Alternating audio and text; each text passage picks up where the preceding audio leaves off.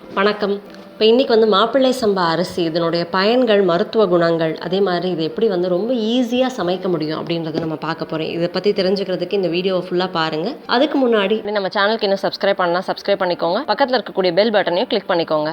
இப்போ காக்கைக்கு தன் குஞ்சு பொன் குஞ்சு அப்படின்னு கேள்விப்பட்டிருப்போம். நம்மளுடைய பண்பாடும் அதுதான். ஒவ்வொரு உயிரினமும், ஒரு பூச்சியிலேருந்து மனிதர்கள் வரைக்கும் எல்லா உயிரினமும் தன்னுடைய வம்சத்துக்காகவும் தன்னுடைய வாரிசுக்காகவும் ரொம்ப மெனக்கிடுறது. குறிப்பா சொல்லணும்னா தேனீக்கள், ஆமை, நண்டு இதெல்லாம் வந்து தன்னுடைய இனப்பெருக்கத்துக்காக ஒரு பெரிய தவத்தையே மேற்கொள்ளுது. அதே மாதிரிதான் மனிதர்களும். இப்போ மனிதர்கள் அப்படின்னும் பொழுது மனிதர்களுடைய மக்கட்பேறு எப்படி இருக்கணும் அப்படின்னு திருவள்ளுவர் சொல்லியிருக்காருன்னா, அறிவார்ந்த மக்கட்பேறு, பண்புடைய மக்கட்பேறு அப்படின்னு சொல்லியிருக்காரு. இப்போ இந்த அறிவு அப்படின்றத வந்து நம்மளுடைய கல்வி, வாழ்க்கை முறை, நம்மளுடைய படிப்புகள் இதெல்லாம் கொடுக்கலாம்.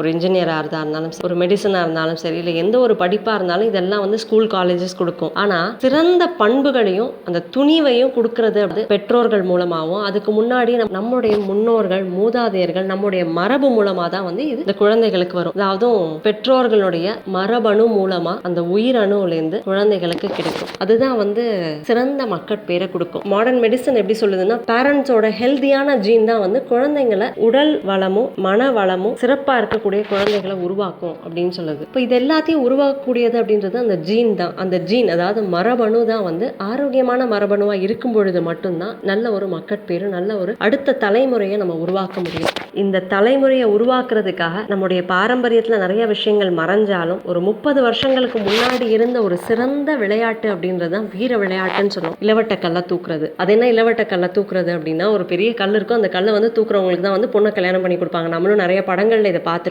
இந்த இளவட்டக்கல் என்ன சொல்ல வருது அப்படின்னு பார்த்தோம்னா வந்து, அந்த ஆண் அதாவது புதுசா கல்யாணமாக போற அந்த மாப்பிள்ளை நல்ல மன வலிமையோடையும் உடல் வலிமையோடும் இருந்தா மட்டுமே அந்த கல்லை வந்து தூக்க முடியும். இப்போ இது ரெண்டுமே ஒருங்கிணைஞ்சு நல்லா இருந்ததுன்னா அவனோட ஜீன் நல்லா ஆரோக்கியமா இருக்கு அப்படின்றது தான் அர்த்தம். ஏன்னா இது ரெண்டும் ஒன்னா ஒரு சேர்ந்து இருந்தா மட்டும்தான் அந்த கல்லை வந்து தூக்க முடியும். அவங்க வந்து ஒல்லியா இருந்தாலும் சரி, குண்டா இருந்தாலும் சரி, எப்படி இருந்தாலும் சரி, இது ரெண்டும் ஒருங்கிணைந்து இருந்தா மட்டும்தான் அந்த கல்லை வந்து தூக்க முடியும். அப்ப அந்த கல்லை தூக்கினாச்சு அப்படின்னும் போது அவங்களால வந்து தன்னுடைய வம்சத்தை, தன்னுடைய குழந்தைகளையும் தன்னுடைய குடும்பத்தையும் நல்லா பாதுகாக்க முடியும் அப்படின்றது தான் வந்து இதோடைய தாற்பயமே. இன்னைக்கு அந்த வீர விளையாட்டு மறைஞ்சு போனது மட்டும் இல்ல, 80% குழந்தைகள் ஆரோக்கியத்தோட பிறக்கிறது இல்லை அப்படின்றது தான் பல ஆய்வுகள் சொல்லுது.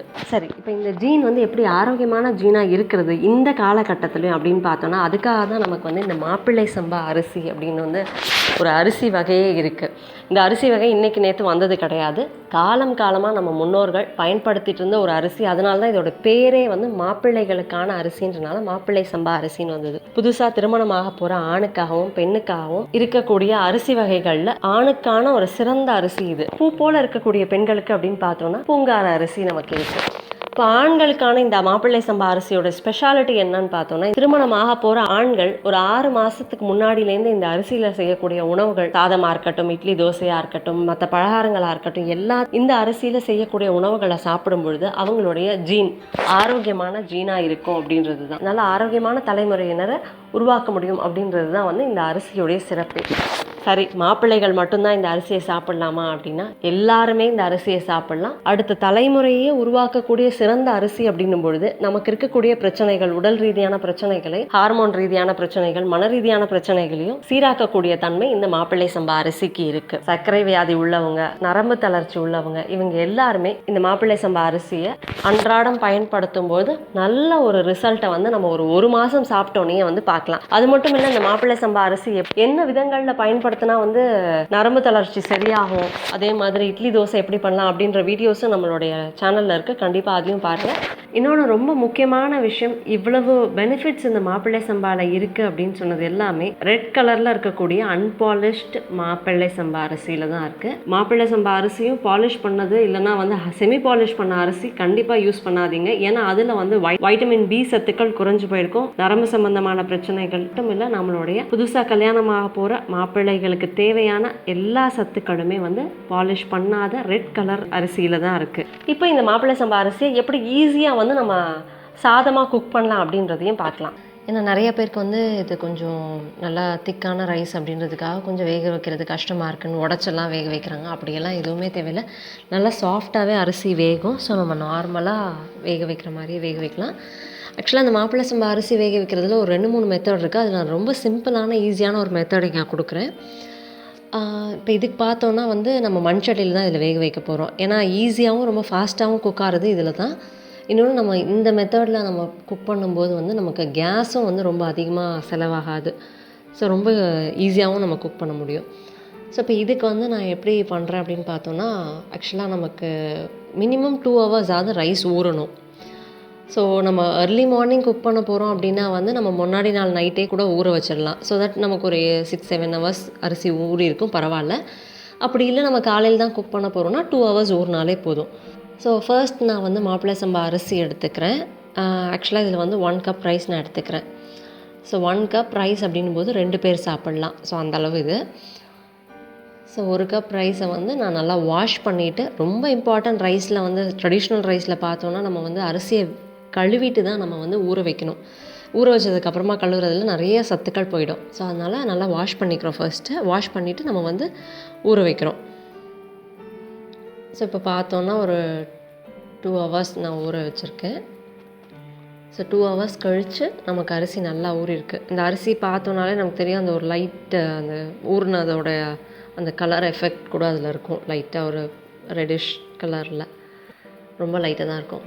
ஸோ நான் வந்து இது வேக வைக்கிறதுக்கு மண் சட்டிலையும் தண்ணி ஊற்றி ரெடி பண்ணிக்கிறேன். ஸோ தண்ணி லைட்டாக சூடாக இருக்கும்போது இந்த தண்ணியோடு சேர்த்து அந்த அரிசியையும் நம்ம வந்து அதில் சேர்த்துடுறோம். அதாவது ஊறின தண்ணியும் ஊறின அரிசி ரெண்டையுமே வந்து நம்ம இந்த மண் சட்டியோடு சேர்த்துறோம். இப்போ இதுக்கு தண்ணி எவ்வளோ வைக்கிறேன் அப்படின்னு பார்த்தோன்னா, இந்த மெத்தட் நான் டிஃப்ரெண்ட் மெத்தட்ஸ் இருக்குதுன்னு சொன்னேன். இந்த மெத்தடில் ஆக்சுவலாக வந்து 1 கப்புக்கு 4 கப் தண்ணி வைக்கிறோம். இது நல்லா சூடாயிடுச்சு மண் சட்டி. ஸோ இப்போ அரிசி நல்லா கொதிக்க ஆரம்பித்தோன்னு நம்ம என்ன பண்ண போகிறோம் அப்படின்னா,